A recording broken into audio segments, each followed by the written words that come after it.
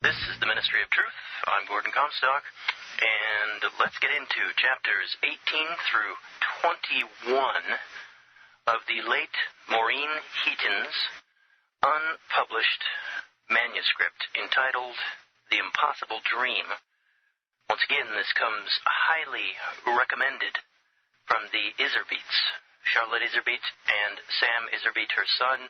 They run the website deliberatedumbingdown.com and AmericanDeception.com, where this manuscript can be found in PDF form. It was published, or it wasn't published, it was finished, at least, in 1990. And it has, Maureen Heaton was very prescient. She foretold many things that we are living under right now, because she saw them happening, she saw them coming, she saw where this new world order, this new feudalism, as she correctly points out, how it was coming and where it's going, where we are now. All right, here we go. Chapter 18, No More Heroes.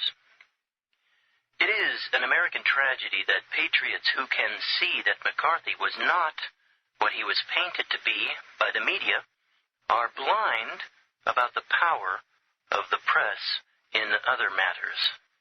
The power of the press had been incrementally purloined since early in this century, but it was only after World War II that the educationists succeeded in capturing enough territory in the schools to begin general redirection of the thinking of Americans through the minds of children. It is difficult to determine the beginning of activation of goal number 7 in Eisenhower's program for transforming America's future. We'll see more of that in chapter 29. But there is no problem in documenting that it is now de facto.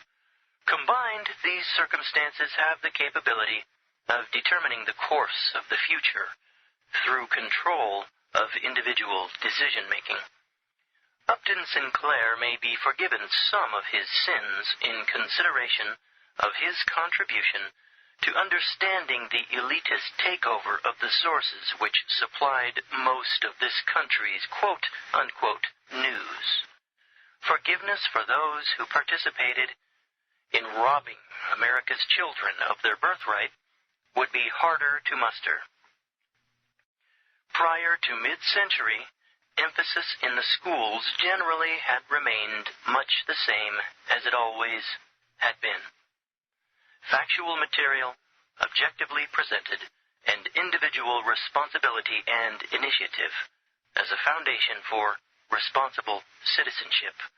Quote-unquote progressive education had had its foot in the school door since early in this century, but it was the disruption caused by World War II which made possible full implementation of mind conditioning of future citizens as they went through the reoriented schools so they would become good members of the group and follow the leader instead of striking out on their own with the competence to handle wisely the liberty guaranteed them by the Constitution.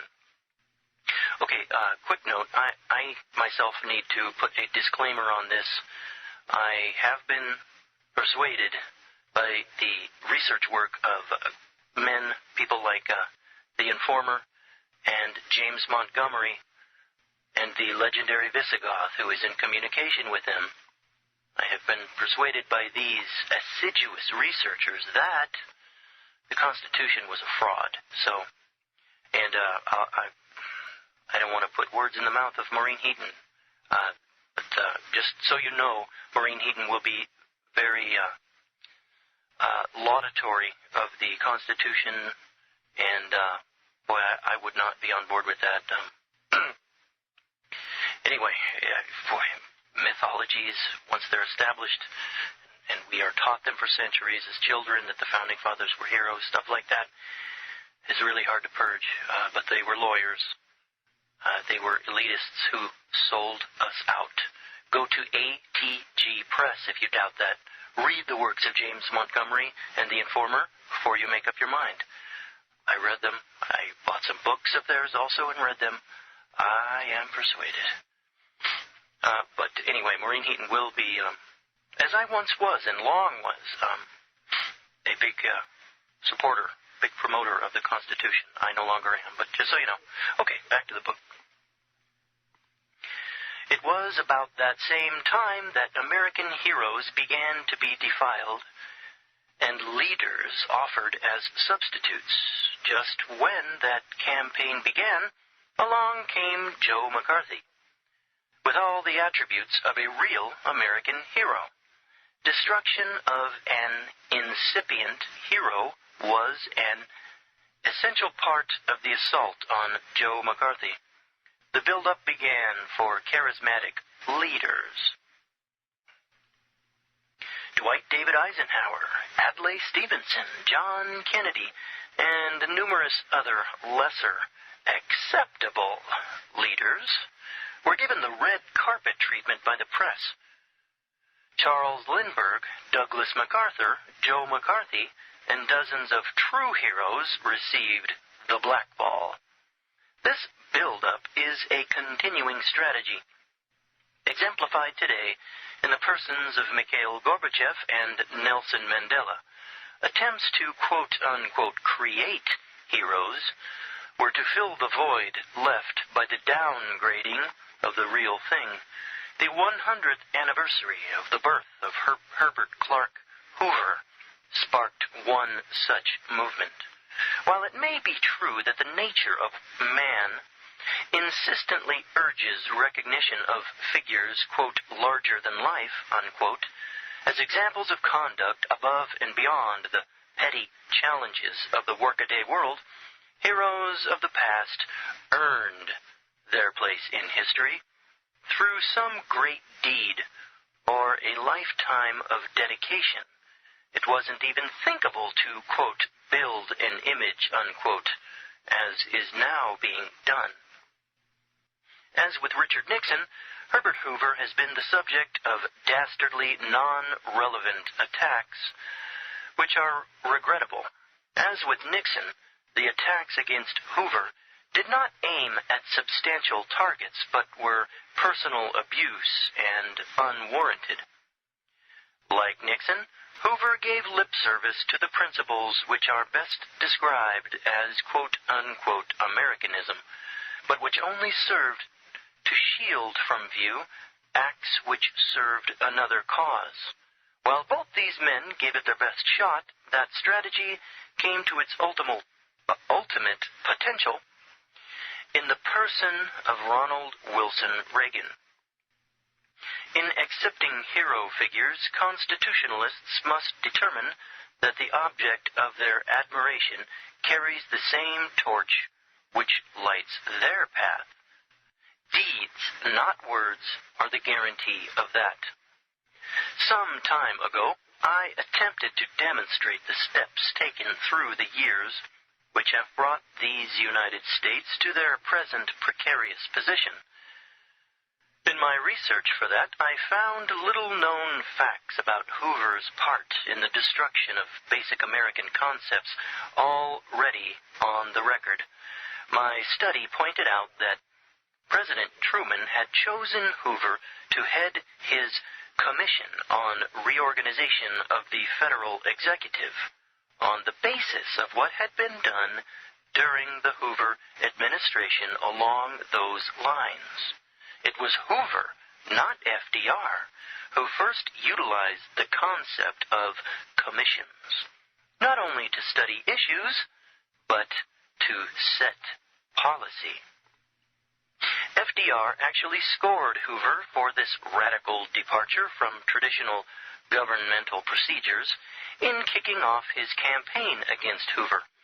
This transfer of functions from elected representatives to appointed officials was done so skillfully that most citizens today are probably still unaware that it occurred.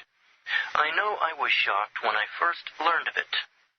In addition to instituting the beginning of quote-unquote managerial or quote-unquote administrative governance, Herbert Hoover initiated a technique of executive action which is at the heart of many of our problems today. It may well have done more to destroy citizen control of the government than any other single act of any single person. As an example, when the citizens of California took the question of the legality of the planning, programming, and budgeting system, PPBS, to the state attorney general, the opinion from that office stated that, quote, in the absence of denial by the legislature, the planning, programming, and budgeting system is being legally implemented, unquote. What did that opinion have to do with Herbert Clark Hoover? Simply this. It was Hoover who conceived the plan which has been described as, quote, putting inertia and indecision on the side of change, unquote.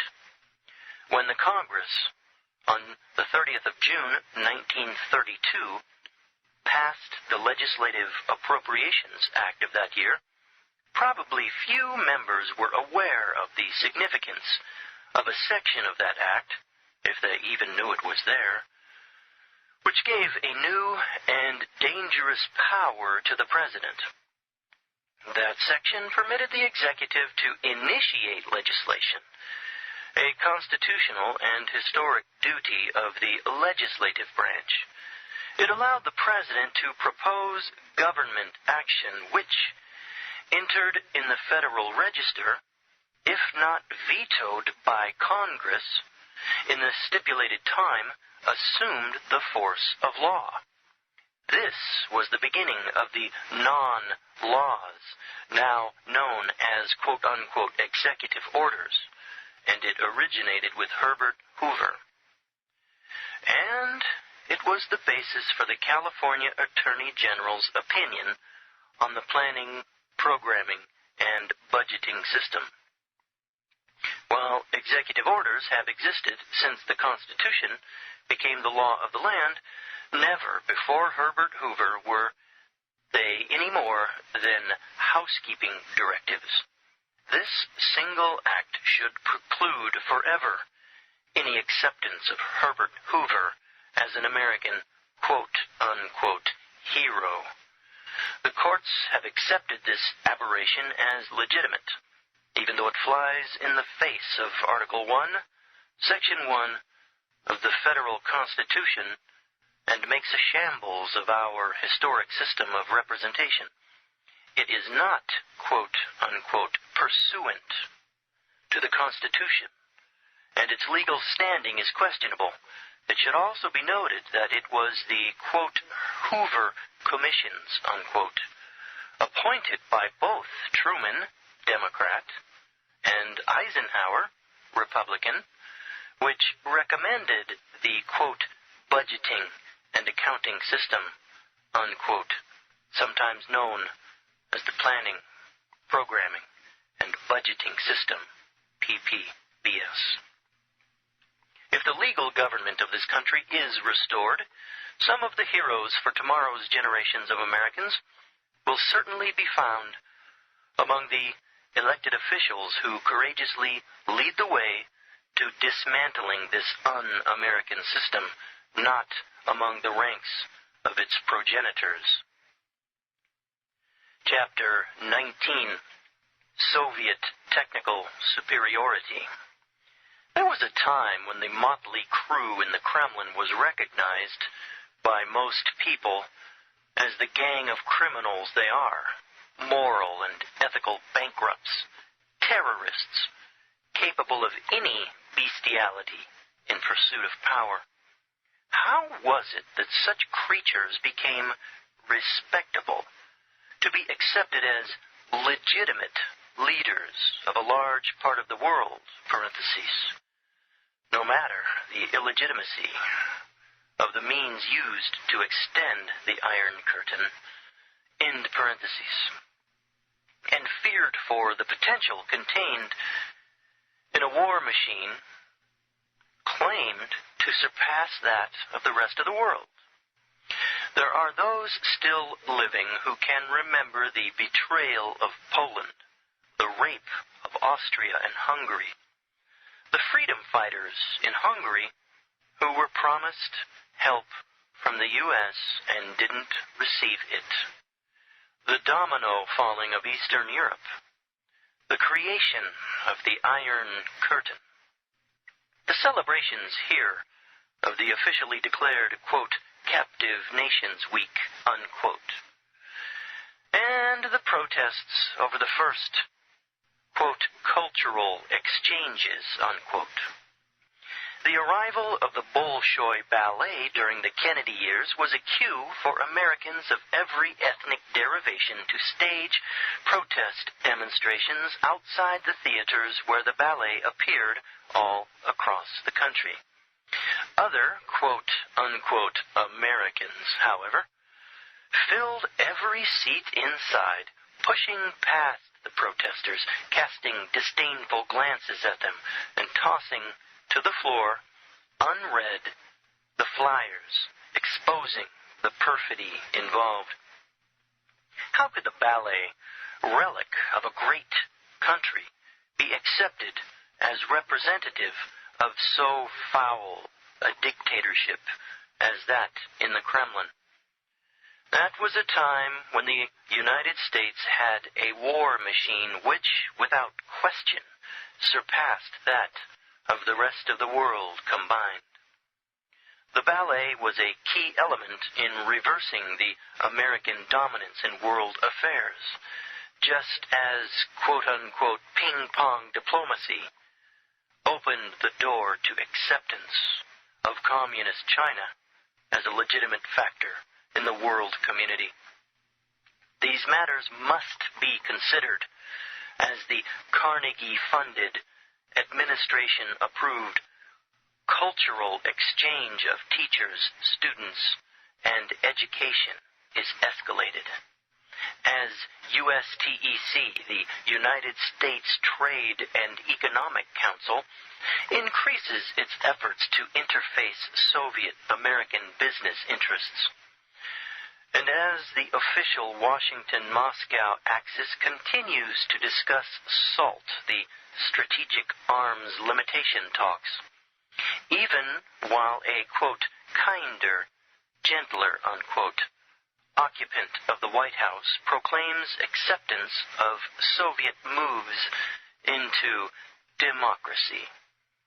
The record shows that the succession of Soviet leaders since Lenin has been markedly deficient in any of the attributes essential to effective conduct of even the most mundane matters involved in government.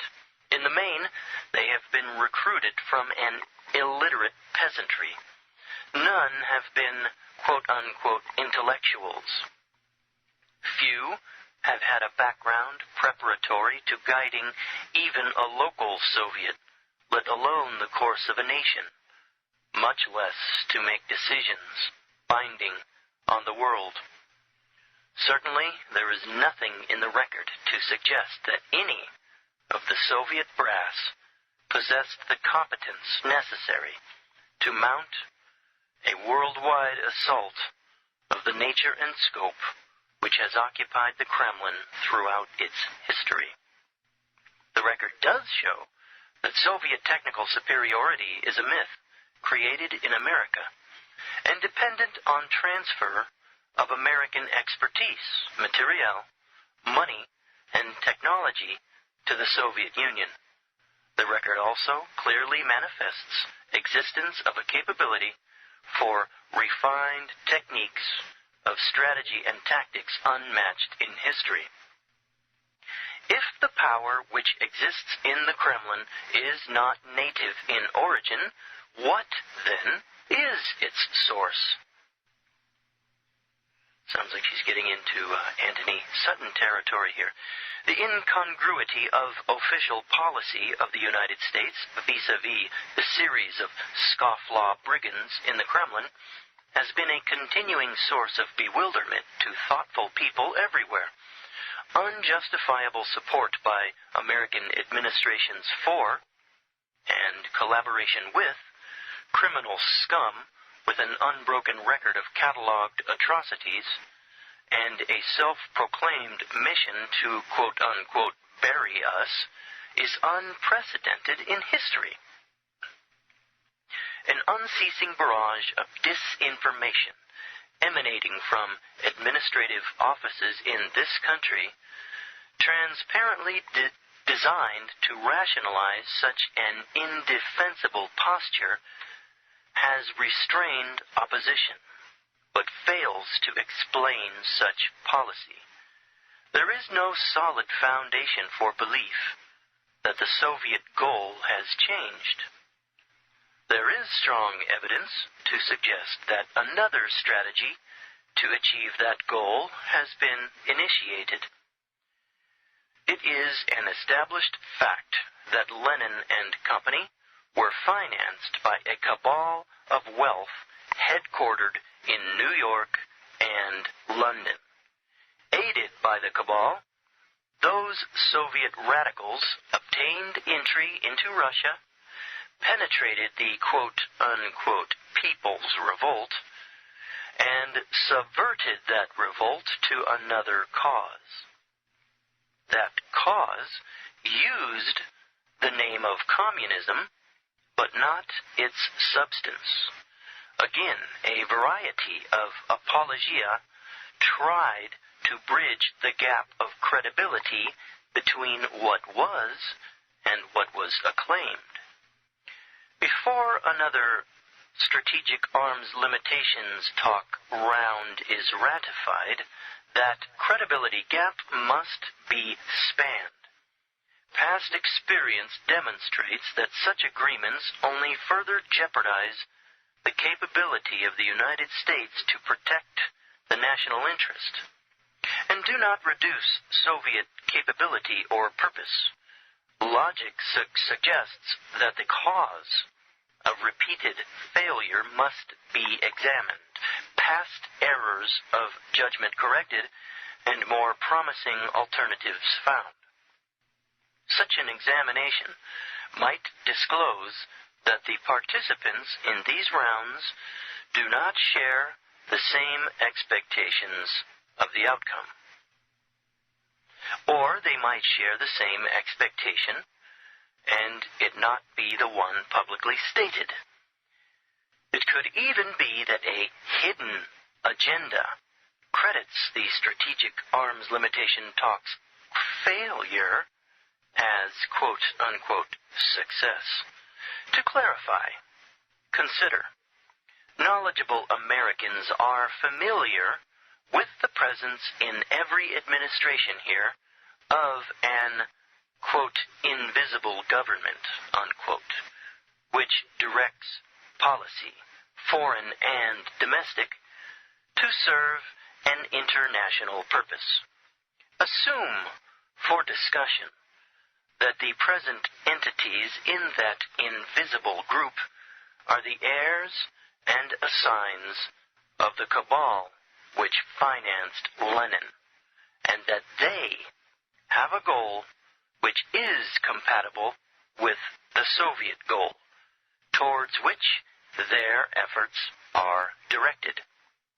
Assume that that goal is the establishment of an elite superstructure above all existing governments, through which control of all the resources of the world will be theirs.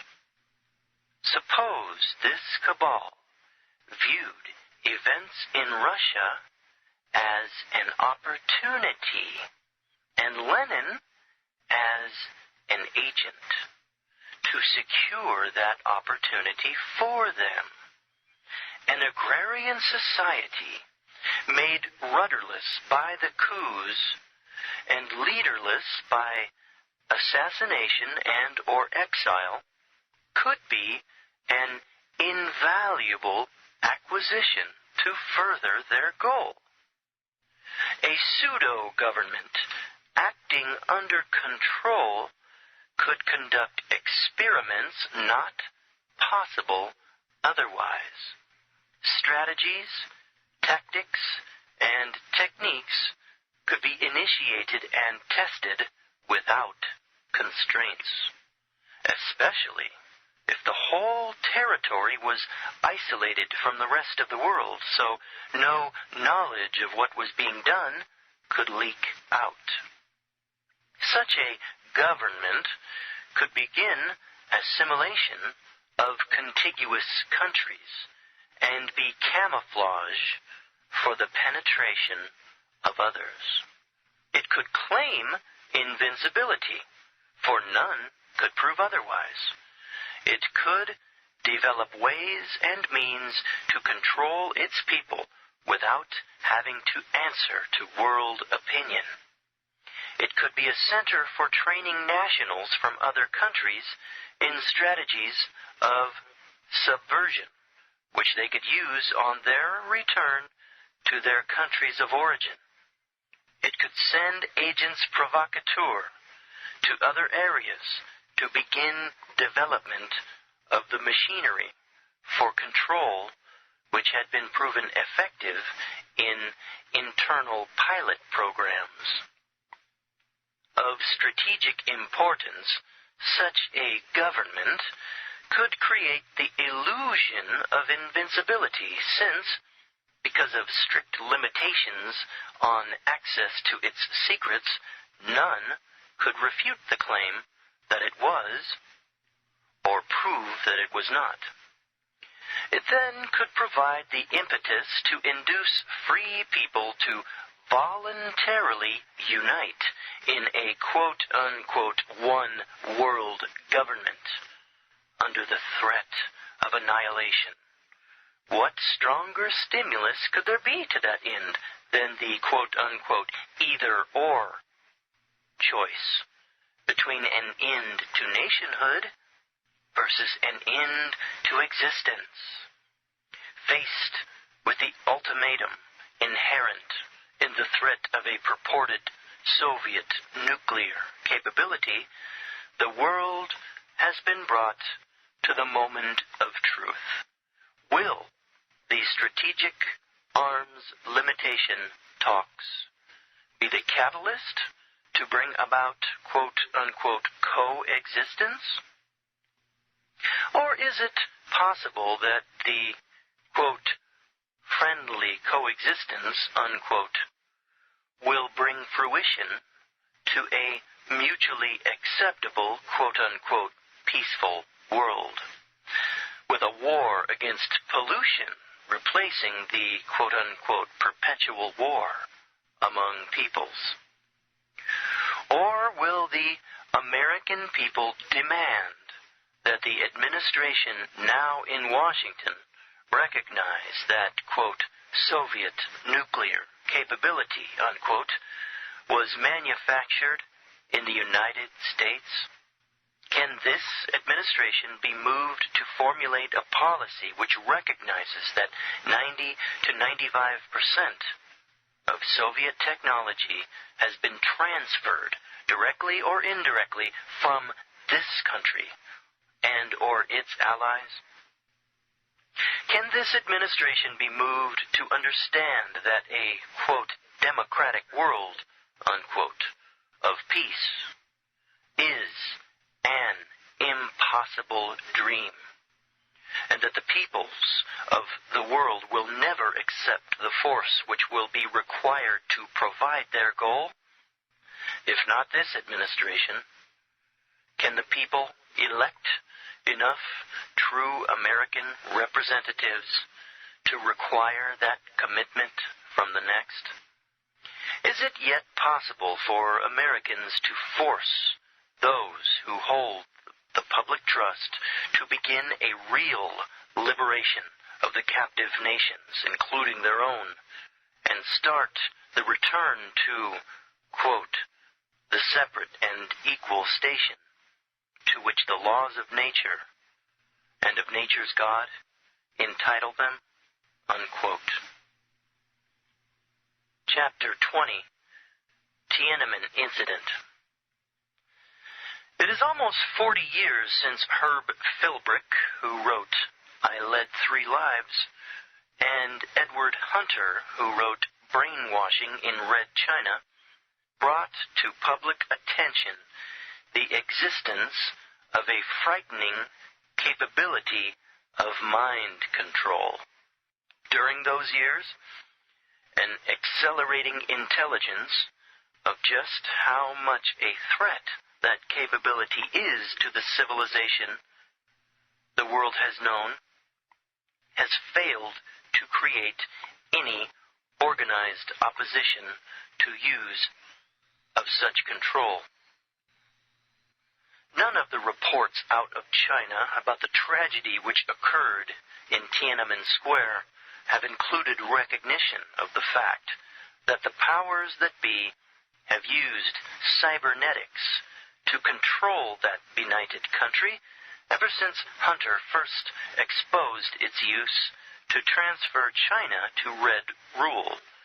The fact is that those quote-unquote students in Tiananmen Square have been manipulated since before they were born. If that does not make sense, it is because, despite the evidence, people do not recognize state control of population as an element of systems decision-making. Those quote-unquote students have been conditioned all their lives to do the bidding of their puppet masters. Their quote-unquote revolt could not have quote-unquote happened unless the powers that be, for their own purposes, decided it was needed. One can only extrapolate scenarios to suggest what the purposes could be. One such scenario could indicate a dissident element in the power structure aiming to establish a new international economic order. Another could be creation of a climate for change to expedite that new international economic order.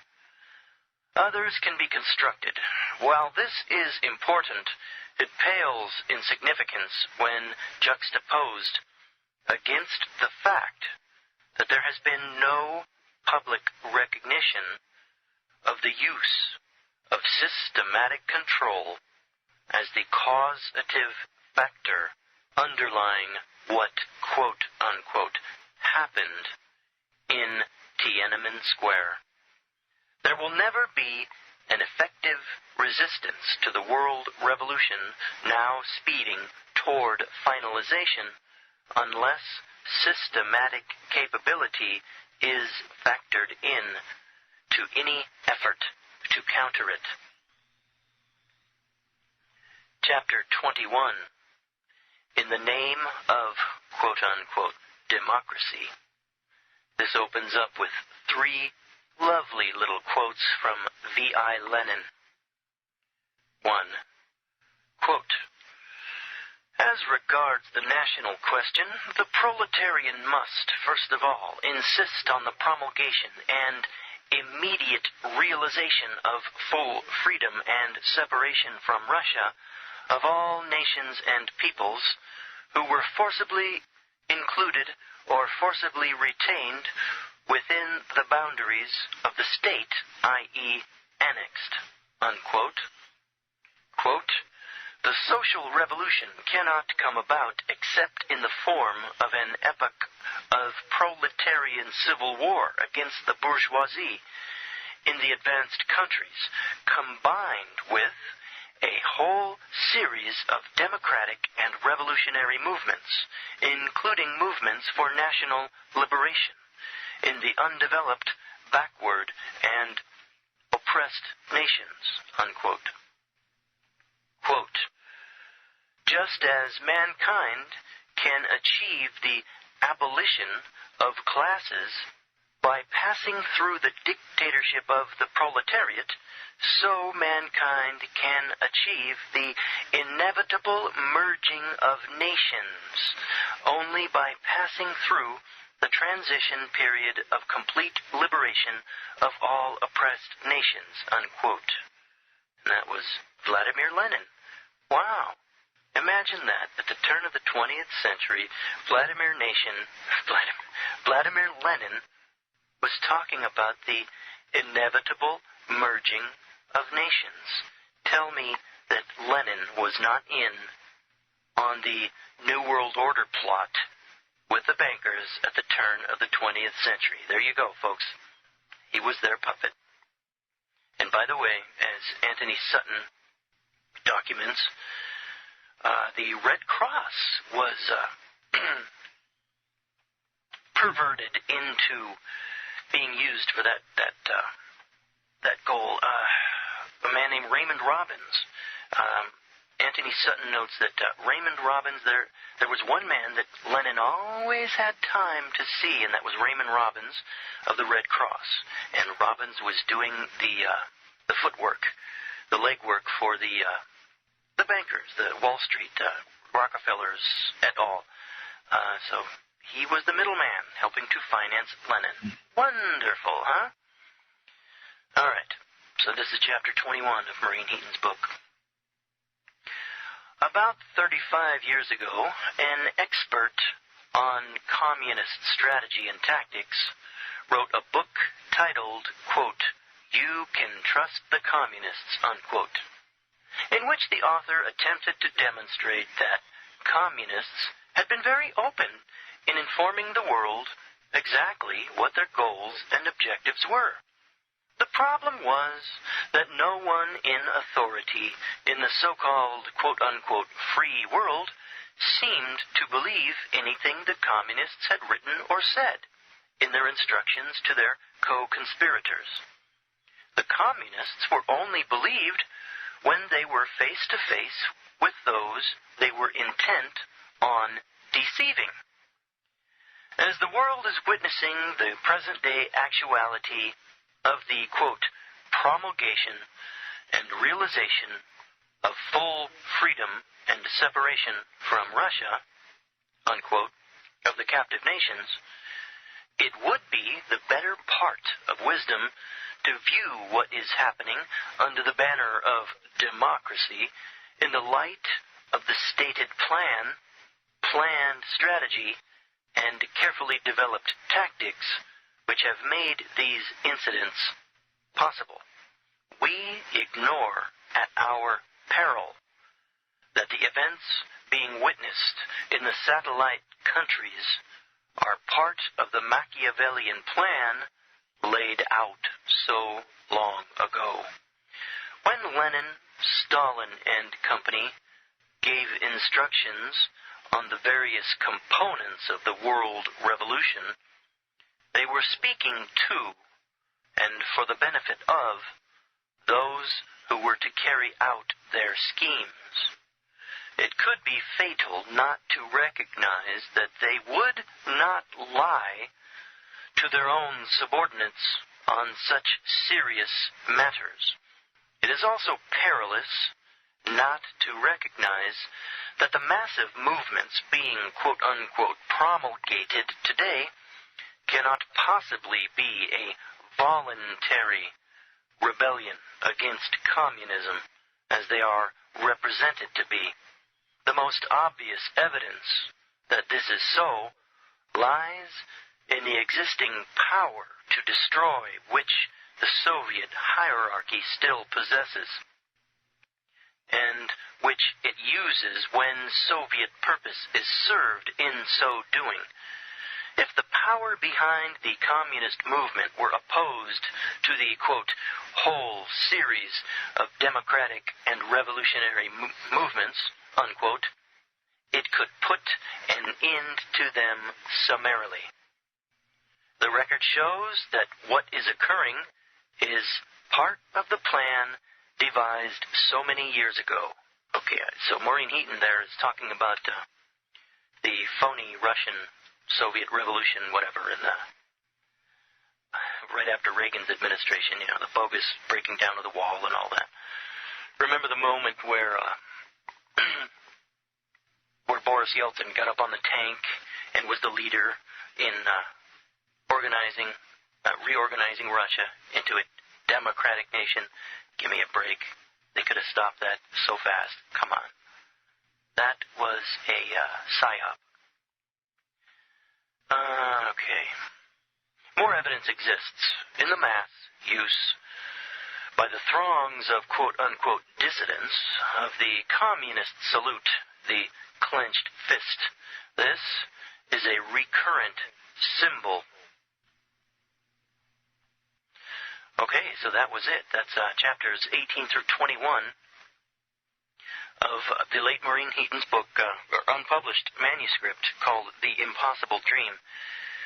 Yes, so she's covering ground that ghost-written book by Pat Robertson covered.